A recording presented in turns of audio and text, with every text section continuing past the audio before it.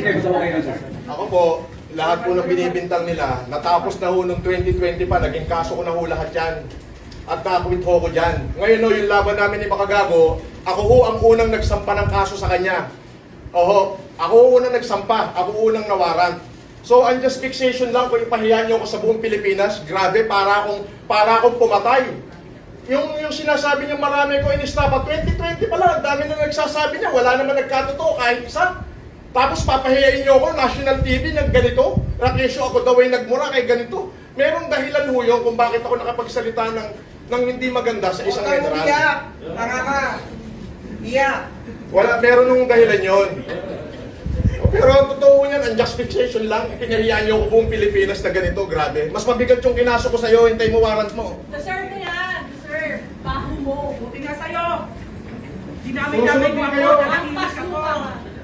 Ayan, ayan.